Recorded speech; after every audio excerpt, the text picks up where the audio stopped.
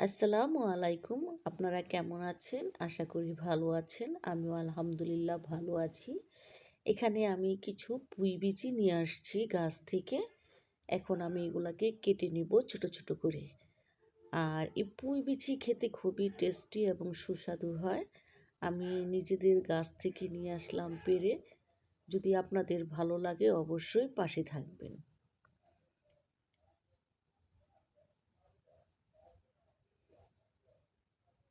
বাজারে এত সুন্দর টাটকা পাওয়া যায় না।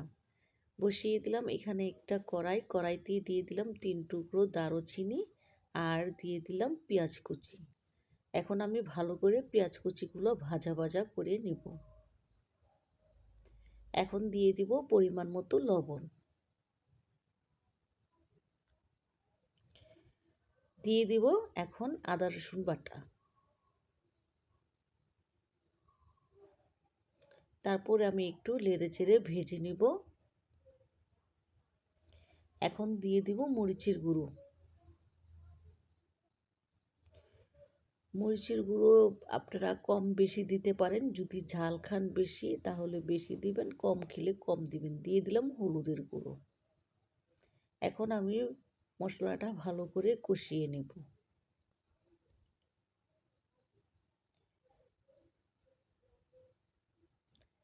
এখন আমি দিয়ে দিব মাংস।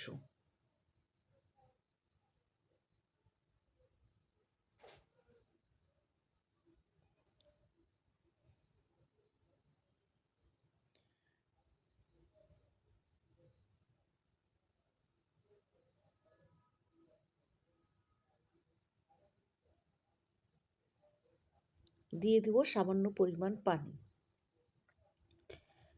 আমার রান্নাটা যদি আপনাদের ভালো লেগে থাকে অবশ্যই একটি লাইক, একটি কমেন্ট, একটি সাবস্ক্রাইব এবং একটি শেয়ার করে দেবেন। আপনাদের একটি লাইক, একটি কমেন্ট আমাকে আগামী ভিডিও দিতে উৎসাহ জাগায়। এখানে দিয়ে দিলাম কিছু আলু কুচি করে রেখেছিলাম, দিয়ে দিলাম পুঁই বিচি, এখন দিয়ে দিব পুঁই শাক।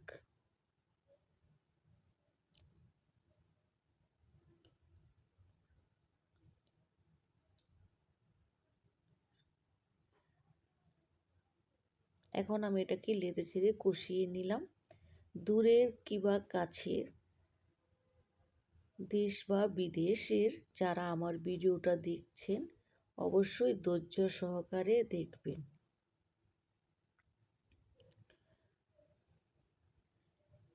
আপনাদের যদি ভালো লাগে একটা লাইক দিয়ে একটা সাবস্ক্রাইব করে ভিডিওটি দেখা শুরু করবেন। আর আমার নতুন বন্ধুদেরকে বলছি একটু মনোযোগ দিয়ে দেখবেন। রান্নাটা অনেকটা সুন্দর হয়ে আসছে, খুব সুন্দর একটা স্মেল বের হয়েছে আর খেতেও খুব টেস্টি হয়েছে। দিয়ে দিলাম কাঁচামরিচ, আমাদের গাছের কাঁচামরিচ, একদম ঝাল ঝাল কাঁচামরিচ, দেখতেও খুব সুন্দর এবং খেতে খুব ঝাল।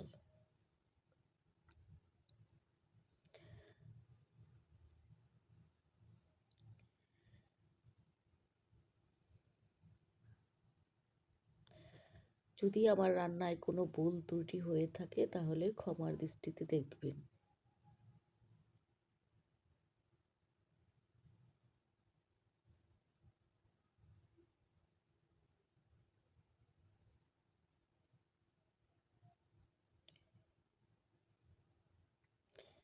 আমার রান্নাটা প্রায় শেষ হয়ে আসছে। গরম গরম ভাতের সাথে খেতে খুবই টেস্ট এবং খুব মজা। তো ভালো থাকবেন আপনারা। আল্লাহ হাফিজ। আসসালামু আলাইকুম।